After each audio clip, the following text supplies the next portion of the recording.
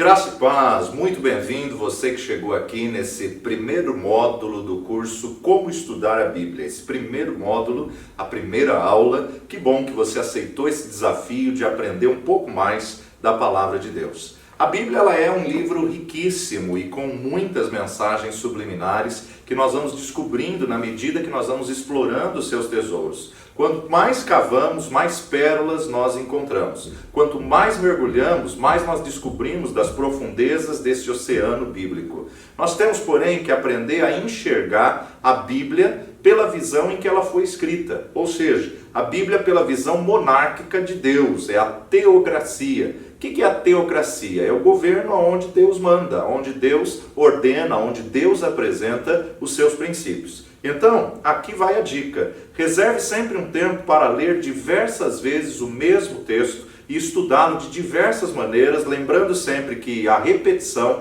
é a mãe do aprendizado. Não faça um auto-boicote, pegando apenas a apostila ou pegando apenas a última aula e querendo fazer a prova, preenchendo as perguntas da prova, nem muito menos fazendo uma aula achando que você já fez toda a matéria. Por melhor que seja a aula, procure sempre fazer o curso completo. Caso tenha aprendido tudo já dessa aula, aí sim você pode rever e você pode passar para outra aula. Caso você tenha perdido alguma aula ou tenha pulado alguma aula já ministrada, você pode voltar e pode assistir todas as aulas que estão aí no seu pacote, no seu curso. Ouça e assista quantas vezes forem necessárias. Aliás, outra dica bem interessante. É necessário você ouvir mais que uma vez para que você possa extrair o todo da revelação da Palavra de Deus. A Bíblia ela é um livro singular, ela é um livro especial que se distingue inteiramente dos mais valiosos compêndios da literatura já produzidos até hoje. Ela é um manual de questões relacionadas com a ética, com a vida espiritual, profecias e até eventos futuros que estão por acontecer. A Bíblia ela é algo real, ela é algo relevante, ela é algo útil, ela é algo histórico, mas ela é algo verdadeira.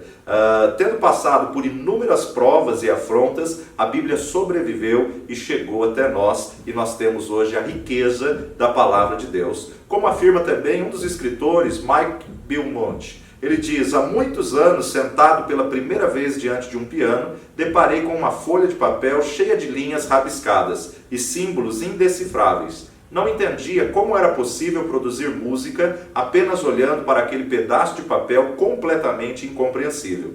Obviamente, com o tempo, aquelas linhas e aqueles símbolos passaram a fazer sentido e aos poucos comecei a gostar de música.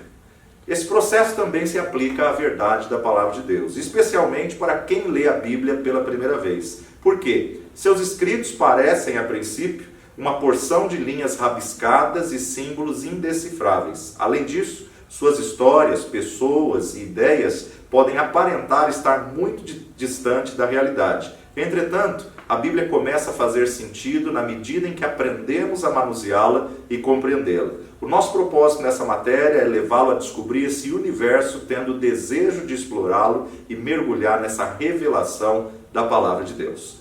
Como estudar a Palavra de Deus? Como estudar a Bíblia?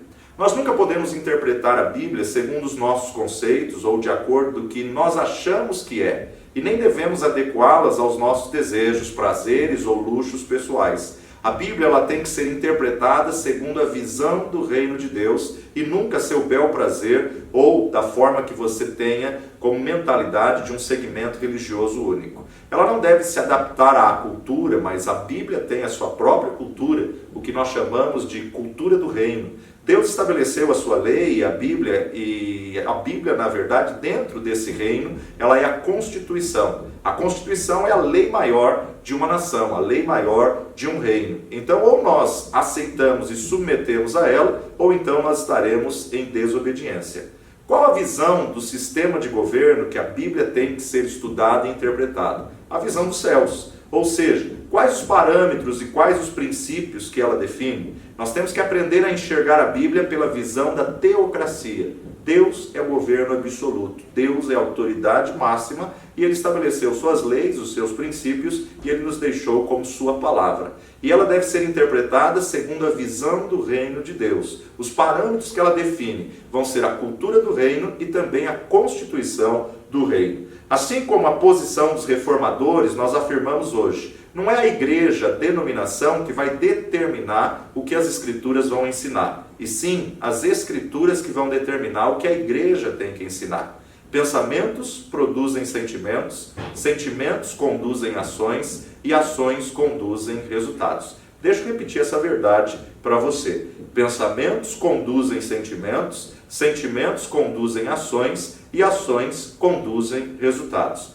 Para alimentar pensamentos, nós precisamos de informações. E conhecimento é poder. E poder é a capacidade de agir. Se você acha que a instrução está cara, experimente a ignorância. Já nos disse Benjamin Franklin. Como nós podemos gerar resultados diferentes se nós estamos sempre com o mesmo conhecimento? Então, através desse estudo, você vai mergulhar na revelação da palavra de Deus e vai explorar a riqueza dessa verdade bíblica. Nós temos que entender 4 passos. E quais são esses 4 passos? Nós só vamos gerar resultados diferentes se nós entendermos que pensamentos conduzem sentimentos, sentimentos conduzem ações e ações conduzem resultados. Para alimentar o pensamento, então, nós precisamos de novas informações, precisamos de um novo conteúdo, assim como Paulo nos declarou que nós possamos renovar a nossa mente com conhecimento. Então, que a cada dia você deixe o conhecimento da palavra renovar os teus conceitos, renovar essa verdade na sua mente. Nós estamos na era da tecnologia, na era da informação, e infelizmente nós estamos vivendo algo paradoxal. A nossa geração parece estar produzindo um povo biblicamente iletrado, com tanta tecnologia à disposição, com tanta informação à disposição. Muitas vezes a pessoa deixa a desejar porque não busca esse conhecimento. Apesar de tantos recursos, de tanta tecnologia à sua disposição, estamos vivendo uma geração rasa no conhecimento bíblico, uma geração virtualizada e espiritualmente enferma. E essa doença só pode ser curada com a busca pelo conhecimento. Temos que entender que para estudar a Bíblia nós temos que ter princípios de hermenêutica. Princípios de hermenêutica. A hermenêutica, na verdade, existem algumas regras, e a primeira regra da hermenêutica é que a Bíblia interpreta-se a si mesma. A Bíblia, por si mesma, ela se interpreta. Ou seja, a Bíblia ela é perfeita, ela é infalível, ela nunca se contradiz. Nela estão contidas suas próprias respostas para os questionamentos que o seu conhecimento proporciona. Portanto, quando você quer estudar a Bíblia, deixe ela falar por si mesma. Nada lhe acrescente ou nada lhe subtraia. Estude, e sempre partindo do pressuposto de que ela é a autoridade suprema em questão de revelação, em questão de fé, em questão de doutrina. Portanto, nunca force uma interpretação que não existe no texto bíblico. Embora ela tenha uma linguagem reverente e de entendimento fácil a qualquer tipo de pessoa, nós temos que entender verdadeiramente o que ela está querendo dizer. As declarações da Bíblia são finais e são imutáveis, mas nós sempre temos que interpretar na visão do reino, sempre temos que interpretar na visão da cultura do reino, na visão da constituição do que Deus estabeleceu. Para qualquer tema e discussão, o importante é o que a Bíblia diz sobre isso. Vale a pena refletir sobre cada tema da atualidade, vale a pena refletir sobre cada cultura de cada região, confrontarmos com a palavra de Deus o que a palavra de Deus quis dizer acerca desse mesmo assunto. A segunda regra da hermenêutica, e isso é o que você precisa compreender gramaticalmente o texto antes de querer compreendê-lo teologicamente. Isso é muito importante. Nós temos que, em primeiro lugar, entender a gramática, entender a interpretação do texto, entender realmente o que o texto quis dizer antes de querer compreendê-lo teologicamente. Muitas pessoas cometem graves erros e esses erros estão num segredo muito simples, a falta de interpretação de texto. Então, quando falamos de hermenêutica, a segunda regra da hermenêutica, na verdade, ela aponta para você tem que entender o texto, primeiramente, o que ele quer dizer, ou gramaticalmente, o que esse texto nos expressa. A hermenêutica é a teoria da interpretação de textos religiosos, a interpretação do sentido das palavras ou a arte de interpretar o texto. Então, dentro da hermenêutica existe aí algumas subdivisões que nós podemos chamar de exegese, podemos chamar de homilética, podemos chamar aí com diversos títulos. E nós temos que entender o que significa cada um deles. Exegese é simplesmente a interpretação, ou seja, a explicação ou comentário de textos. A exegese é o explicativo do texto. E a homilética? A homilética, na verdade, ela vai se responsabilizar pela eloquência do púlpito. A homilética, ela vai se responsabilizar pela forma de você transmitir a verdade da palavra de Deus, ou seja, a eloquência da cátedra, a arte de pregar o sermão. De nada adianta você ter uma tremenda revelação se você não sabe transmitir essa revelação. De nada adianta você ter um profundo conhecimento da palavra de Deus se você não consegue transmitir ou transferir, passar à frente o conhecimento da palavra de Deus. Então a área da teologia que vai trabalhar com a eloquência de púlpito é a homilética.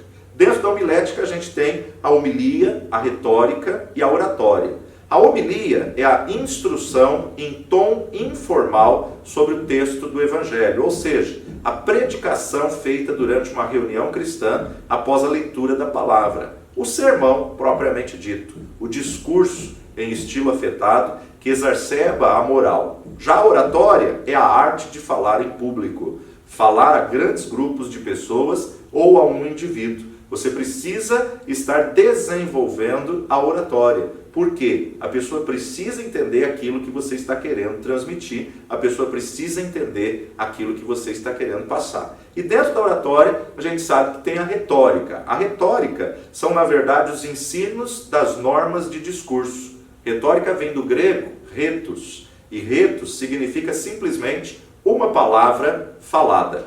Portanto, o retor era aquele cidadão que ministrava em uma assembleia.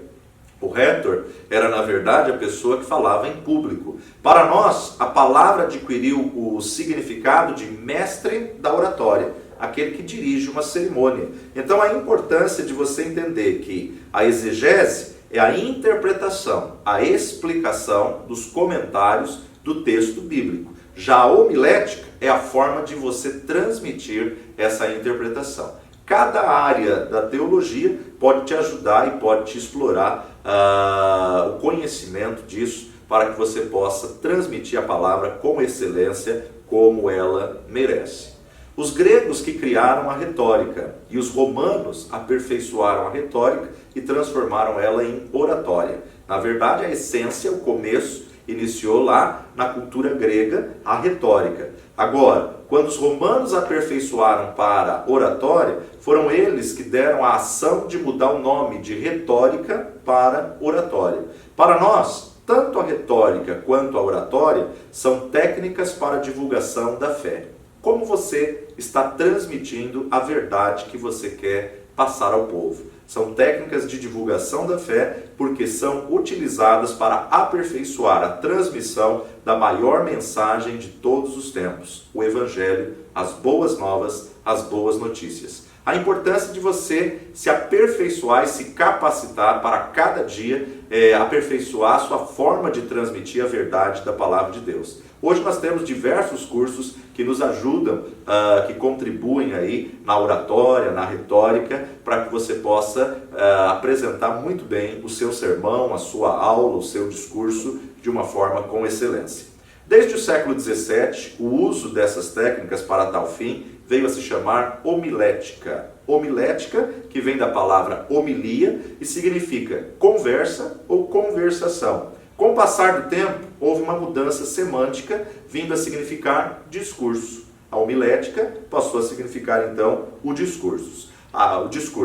A técnica da retórica e da oratória são usadas quando se deseja produzir discursos seculares. Já a homilética é utilizada somente para produzir discursos de enlevo e divulgação da fé. Então, quando falamos a nível de um discurso ou uma mensagem secular, isso pode levar o nome de retórica ou pode levar o nome de oratória. Já quando falamos em divulgação da fé, então é a homilética. Homilética é a retórica cristã. Homilética é a retórica na propagação da fé. Então, como está a sua homilética? Como está a sua exegese? Como está a sua hermenêutica? Não assuste com esses termos, que durante o decorrer do curso nós vamos trabalhar cada um deles e você vai poder desenvolver o conhecimento em cima da hermenêutica e em cima da homilética para poder ajudar na sua exegese. Depois da reforma de Lutero, é que a homilética veio a ser definitivamente entendida como a arte de pregar o Evangelho. Então, depois de Lutero, é que ficou com essa conotação a arte de pregar a palavra de Deus, a arte de propagar as boas novas do Evangelho. A aplicação da homilética, portanto, tem como essência convencer o ouvinte a concordar com o orador ou com o pregador. O pregador está passando uma mensagem a qual ele crê, uma mensagem a qual ele aceita. E ele tem que, na verdade, convencer o ouvinte a concordar com aquela visão de entendimento que ele teve, na verdade, da palavra de Deus. Sendo a compreensão da mensagem o ponto mais importante, nós precisamos aprender a nos comunicar muito bem com o povo, comunicar muito bem com o público que nós temos, garantindo a recepção dessa mensagem, ou seja, que todos entendam claramente aquilo que nós estamos querendo transmitir. Ou pode acontecer de falarmos uma coisa e as pessoas entenderem outra. Isso é um grande e grave problema na interpretação. Nós precisamos tomar muito cuidado para que possamos ter a consciência que as pessoas estão entendendo exatamente o que nós estamos querendo dizer e, acima do que nós estamos querendo dizer, que as pessoas estão entendendo aquilo que a Bíblia está querendo dizer, aquilo que a verdade da palavra de Deus está querendo dizer. Assim, nós estamos bem preparados na aplicação da homilética, ou seja, a oratória e a retórica secular, e utilizando bem a hermenêutica, a interpretação do texto bíblico como ferramentas, nós teremos então cumprido bem uma etapa importante para desempenharmos o bom ministério da palavra, que é um chamado vindo de Deus. Nós temos que entender que falar é humano, mas pregar é divino. Falar é humano, mas pregar é divino. Tenha então isso em mente. Falar por falar é algo extremamente humano. Qualquer um fala, qualquer um apresenta um discurso, qualquer um vai discorrer com uma ideia. Agora, quando se está em frente de um auditório, pode-se até fazer um bom discurso e, dependendo da homilia, esse discurso, ele na verdade pode promover emoções, pode levar o auditório a lágrimas, pode levar o auditório a se emocionar diante da homilia que você está apresentando. Pode-se até fazer essas pessoas chorarem, mas isso não significa que está se fazendo uma pregação ou uma exposição de um sermão. Pregar é algo que vem dos céus pela inspiração do Espírito Santo de Deus. Se não houver uma intervenção divina, o que está sendo dito não passa de falatório. Se não houver uma inspiração divina, o que está sendo dito, então não passam de palavras. A importância de sabermos qual palavra Deus quer que nós venhamos ministrar. Essa é uma grande verdade que nós temos que nos preocupar. Não basta apenas estudar a palavra da verdade, não basta apenas estudar a Bíblia. Você tem que sondar o coração de Deus, sondar o Espírito Santo de Deus, para ver o que Deus quer falar naquele momento, aquele grupo de pessoas. E aí sim, você vai ter uma palavra vinda da parte de Deus, dentro da palavra escrita, dentro da palavra que foi revelada a homens, escrita por homens, mas revelada por Deus. A palavra de Deus, ela é riquíssima. A Bíblia, ela é o livro mais notável jamais visto em toda a história da humanidade. E a Bíblia foi confinada a uma canonicidade de 66 livros, sendo divididos em duas partes, Antigo Testamento e Novo Testamento. E, na verdade, ela está distribuída da seguinte forma: 39 livros, ou 39 coleções de livros, compõem o Antigo Testamento, e 27 livros vai compor o Novo Testamento. Até o ano 1947, 1948, nós não tínhamos qualquer conhecimento de uma cópia da Palavra de Deus mais próxima ao original. Mas em 1947 foi encontrado pergaminhos no Mar Morto em Qumran, pergaminhos do Mar Morto, que na verdade foi o maior achado do século XX, e nós temos que entender que esses pergaminhos eles foram datados antes do século IX, e isso é uma importância arqueológica muito grande dentro da nossa sociedade. Em 1947 foram descobertos em diversas cavernas de Qumran os pergaminhos do Mar Morto, cópias que foram constatada a originalidade da época de Jesus. Constatou-se que esses pergaminhos eram cópias de todos os livros do Antigo Testamento, exceto o livro de Esther, que datava aproximadamente do tempo de Cristo, e esta descoberta foi muito importante para mostrar que poucas mudanças haviam ocorrido na palavra do Antigo Testamento ao longo de centenas de anos. Sendo assim, então, mais uma testificação da verdade da palavra de Deus, mais uma comprovação da veracidade do texto bíblico do Antigo Testamento. Então, resumindo, a Bíblia contém 66 livros, 1189 capítulos, 66 livros, 1189 capítulos, sendo 929 capítulos do Antigo Testamento e 260 capítulos do Novo Testamento. Isso é um compêndio de 31.163 versículos. 31.163 versículos e, dependendo da sua tradução, 773.693 palavras, ou em outra tradução, 810.697 palavras. Aproximadamente, a Bíblia apresenta a história de 2.930 personagens. Ela cita 2.930 personagens.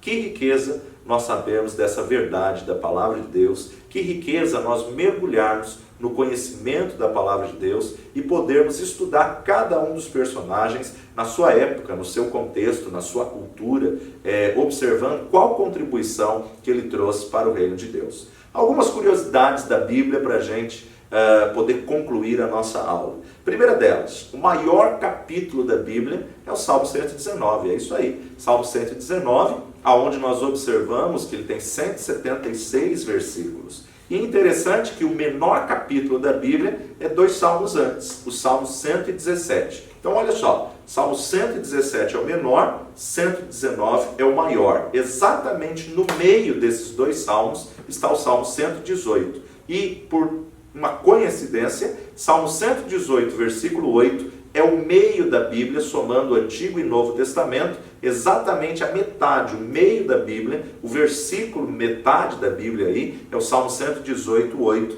que fica na metade do menor capítulo e do maior capítulo. O maior versículo da Bíblia é Esther, capítulo 8, versículo 9.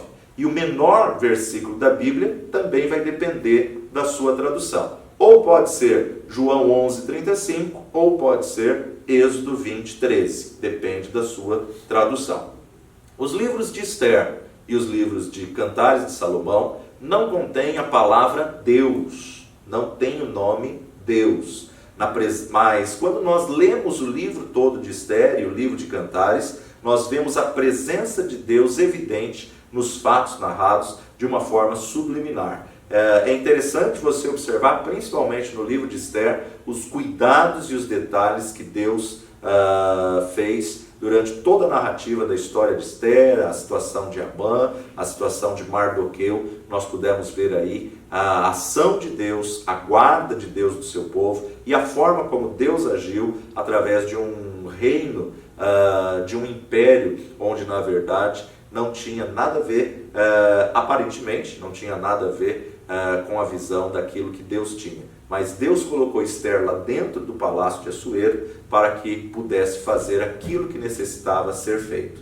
A Bíblia contém 32.000 promessas, 8.000 menções de Deus sobre vários nomes divinos, 117 menções do diabo e seus vários nomes. Interessante que o tema mais abordado na Bíblia é a vinda do Senhor, que é referida direta e indiretamente 1845 vezes. 1845 vezes. Sendo que 1527 vezes está no Antigo Testamento e 318 vezes está no Novo Testamento. A expressão "assim diz o Senhor" ocorre na Bíblia 2.600 vezes. Deus é um Deus que fala, Deus é um Deus que se expressa. E a própria palavra de Deus testifica quando ele fala e como ele fala. Já no Novo Testamento, existem 1.040 referências ao Antigo Testamento. 1.040 referências ao Antigo Testamento. E o Novo Testamento, o que ele mais aborda do Antigo Testamento são os Salmos. Embora sejam os cânticos do povo de Israel, eles trazem muitas palavras proféticas que se cumpriram na vida de Jesus, na vinda de Jesus e no ministério de Jesus. Então, grande parte dessas 1040 citações do Antigo Testamento é do livro de Salmos. Claro que também cita Isaías e cita outros profetas, como também cita o Pentateuco. Mas o que é mais citado no Novo Testamento é o livro de Salmos. Quantos livros contém a Bíblia, então? 66 livros, ao qual nós observamos que esses 66 livros foram divididos no decorrer da história em capítulos e versículos que nós explicaremos posteriormente. A Bíblia é uma grande biblioteca e o surpreendente é a consistência da sua mensagem. Embora ela tenha sido escrita em período diferente, ela, na verdade, traz uma grande mensagem de uma única só visão e um único só foco. A palavra em latim para Bíblia significa livros, e a palavra deriva de biblos. Biblos era uma cidade fenícia onde os pergaminhos para os rolos eram confeccionados e de onde eram explorados. Por isso que levou o nome Biblos. Era também o nome dado à folha de papiro preparada para escrita. Em grego, o termo Bíblia é derivado do vocábulo biblion. Biblion, no grego, que significa coleção de livros pequenos. Coleção de livros pequenos. Ao rolo pequeno de papiro, os gregos chamavam biblion. E o plural de biblion se chama Bíblia. Aí então você sabe de onde vem a origem e a raiz da palavra Bíblia. Do latim significa simplesmente livros e se deriva da palavra biblos. Do grego, a Bíblia é biblion. Biblion era o que os gregos chamavam ao pequeno rolo de papiro e o grupo ou plural desses rolos que se chama Bíblia. Antes do surgimento da escrita, nós podemos entender que a revelação divina ela era conservada pela tradição oral. A invenção da escrita foi um extraordinário avanço para a civilização, permitindo assim registrar e recompor com segurança a história e muito mais. No processo da revelação divina, deixou registrado aquilo que Deus queria falar ao seu povo. Quando Deus quis que a sua palavra fosse escrita, Deus mesmo ordenou aos seus filhos. Uma das formas que o Senhor falou com Moisés para registrar foi exatamente ordenando a Moisés que escrevesse aquilo que o Senhor estava falando. Acompanhe comigo Êxodo capítulo 17, versículo 14. Êxodo 17, versículo 14 nos diz: Então disse o Senhor a Moisés: Escreve isso para a memória num livro e relata-o aos ouvidos de Josué, que eu totalmente hei de riscar a memória de Amaleque de debaixo dos céus. Então Deus estava ordenando a Moisés que escrevesse e passasse a Josué. Da mesma forma que Deus também ordenou a Josué que pudesse escrever. Acompanhe comigo Josué capítulo 24, versículo 26. Josué capítulo 24, versículo 26. E Josué escreveu essas palavras no livro da lei de Deus e tomou uma grande pedra e a erigiu ali debaixo do carvalho que estava junto ao santuário do Senhor. Josué escreveu essas palavras. Embora saibamos que Josué não concluiu a escrita do seu livro, nós podemos entender que na verdade ele começou e alguém concluiu o seu livro. Mas foi Deus que ordenou que Josué pudesse escrever. Assim também como o profeta. O profeta Isaías recebeu uma ordem de Deus que pudesse escrever, que pudesse registrar a verdade da palavra de Deus. Acompanhe aí comigo, Isaías capítulo 30, versículo 8. Vai, pois, agora, escreve isso em uma tábua perante eles e aponta-o em um livro para que fiquem escrito para o tempo vindouro, para sempre e perpetuamente. Olha que palavra tremenda que Deus ordenou ao profeta Isaías. Não só Isaías, como também o próprio profeta Jeremias. Jeremias, Deus ordenou no capítulo 36, depois você leia aí na sua casa o capítulo 36 de Jeremias,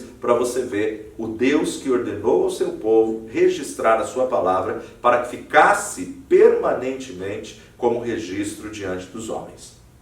Temos que entender que na história da humanidade nem sempre existiu a escrita.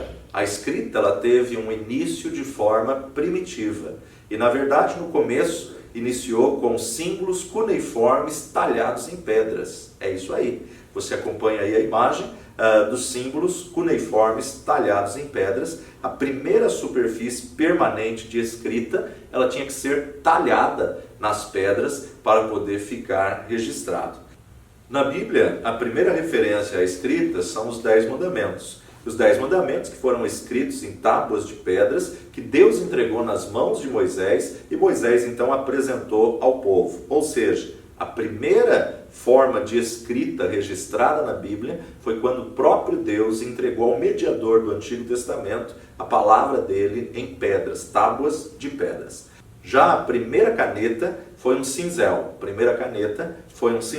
Na antiga Babilônia, o barro era utilizado para escrever. O barro era amoldado a pequenas tabuetas em tijolos finos, achatados e retangulares, que na verdade, na época, eram chamados de tabletes de barro, né? Ou hoje a gente tem os tablets, mas na época eram os tabletes de barro que eram usados para poder registrar alguma coisa importante, algum documento importante. As palavras eram prensadas em barro macio e com um estilete em forma de cunha, eles eram então talhados e depois eram colocados ao sol para que pudessem secar e ficar registrado aquilo que tinha sido colocado nesse tablete de barro. Há muitos arqueólogos que encontraram bibliotecas inteiras de tabletes de barro. Isso é um grande achado e algo muito interessante. Mas no decorrer da história, nós observamos que muitas pessoas,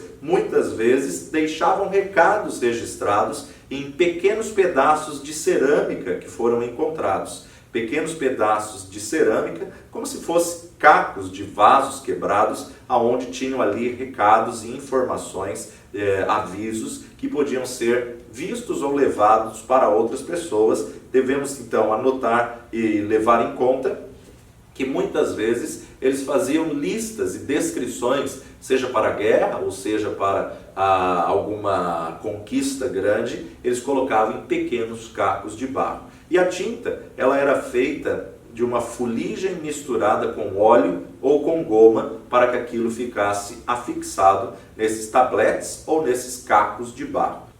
Antes das construções das pirâmides, os egípcios antigos tinham aprendido a fazer o papel da polpa, ou seja, o talo interno dos juncos do papiro do Nilo, né? Muito famoso na antiguidade, os papiros do Nilo. Por quê? Esses juncos cresciam em áreas pantanosas do Egito e os egípcios tinham descoberto uma forma de fazer o papel da polpa do papiro do Nilo.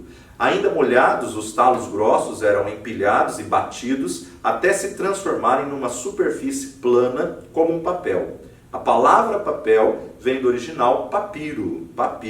E depois que essa folha secava ao sol, ela poderia então ser usada para escrever. Só que, claro, isso era muito caro, somente os reis é que poderiam ter acesso a esse tipo de papel, porque o papiro na época era uma grande descoberta e de grande importância, mas ele era caríssimo.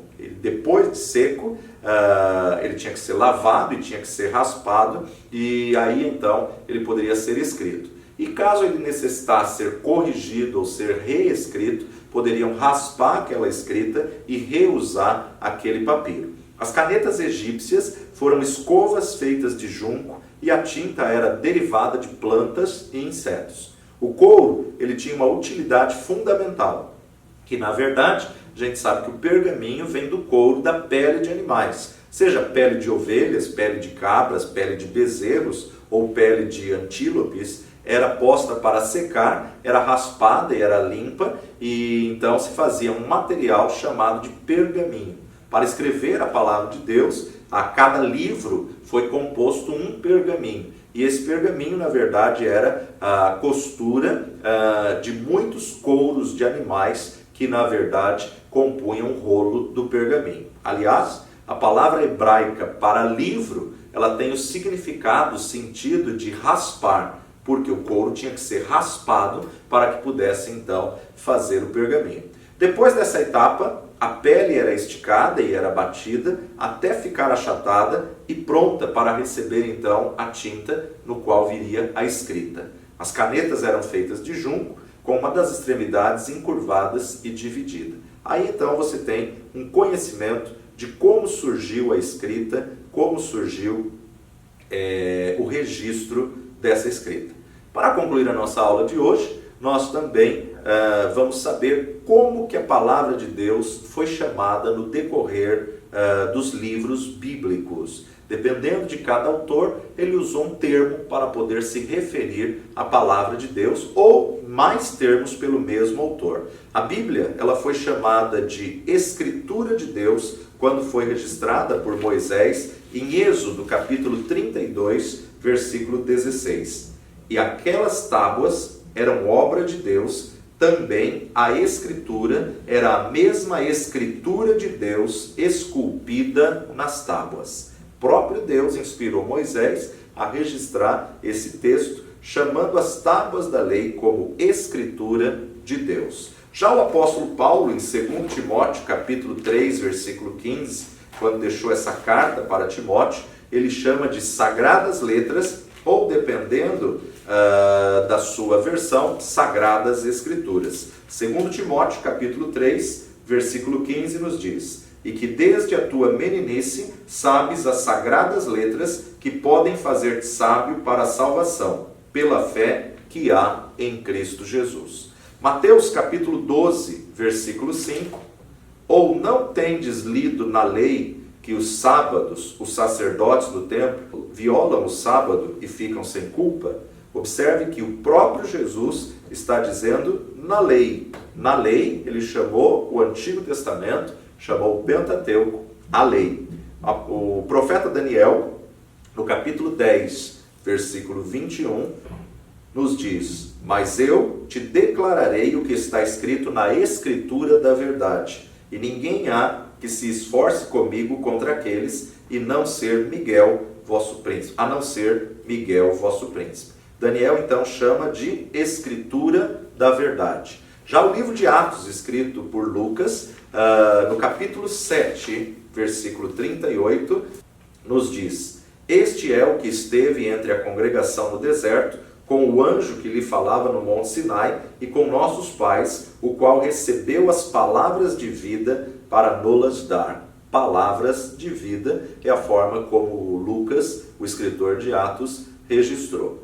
Todo o Salmo 119, ele é uma homenagem à palavra de Deus, ele é um reconhecimento à palavra de Deus. Claro que não vamos ler os 176 versículos, mas em cada um dos 176 versículos se refere à palavra de Deus, que ora vai ser abordado como os mandamentos, ora como prescrições, ora como preceitos, ora como decretos e ora como testemunhos. Já Romanos capítulo 3, versículo 2, carta aos Romanos, escrita pelo apóstolo Paulo, capítulo 3, versículo 2, nos diz oráculos de Deus. Muita em toda maneira, porque primeiramente as palavras de Deus lhe foram confiadas. Nessa versão, palavras de Deus. A outra versão que nos diz oráculos de Deus. Salmos capítulo 19, versículos 7 a 10. A lei do Senhor é perfeita e refrigera a alma. O testemunho do Senhor é fiel e dá sabedoria aos simples. Os preceitos do Senhor são retos e alegram o coração. O mandamento do Senhor é puro e alumia os olhos. O temor do Senhor é limpo e permanece eternamente. O juízo do Senhor são verdadeiros e justos juntamente. Mais desejáveis são do que o ouro, sim, do que muito ouro fino, e mais doces do que o mel e o licor dos favos. Então você observa aí o salmista abordando como lei perfeita, como testemunhos, como ensinamentos, como preceitos, como mandamentos e como temor. Ainda Mateus, no capítulo 5, versículo 18, ele chama a palavra de Deus de lei. Mateus, capítulo 5, versículo 18, ele registra as palavras de Jesus dizendo o seguinte: porque em verdade vos digo que até que o céu e a terra passem, nem um jota ou um tio se omitirá da lei, sem que tudo seja cumprido. Então, você observa aí o escritor Mateus registrando a palavra de Deus, escritas de Jesus, a fala de Jesus sendo dita como lei. Já Pedro, na sua carta, na sua epístola de 1 Pedro, capítulo 1, versículo 25, nos diz a palavra da profecia. 1 de Pedro, capítulo 1, versículo 25. Mas a palavra do Senhor permanece para sempre. Esta é a palavra que entre vós foi evangelizada. Palavra do Senhor, ou dependendo da tradução, palavra da profecia. Quero destacar aqui o Salmo 119, versículo 142. Salmo 119, versículo 142, nos diz: a tua justiça é uma justiça eterna e a tua lei é a verdade. A tua lei é a verdade.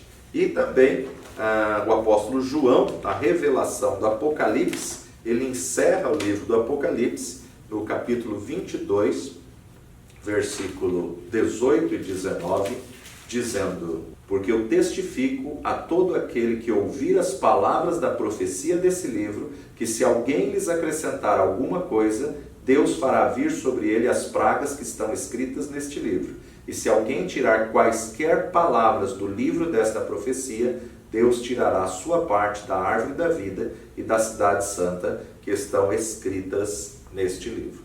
Então, que possamos entender essa verdade da palavra de Deus, que ela por si só se explica, ela por si só se interpreta, essa verdade da palavra de Deus imutável, essa verdade da palavra de Deus registrada e que chegou até nós com uma grande lição de aprendizado da palavra que veio dos céus, da palavra inspirada por Deus, sim, escrita por homens, mas divinamente inspirada. Que o Senhor te abençoe poderosamente, que a unção e a graça do Senhor seja sobre ti. Essa é a nossa primeira aula do curso Como Estudar a Bíblia. Continue conosco, acompanhando as demais aulas.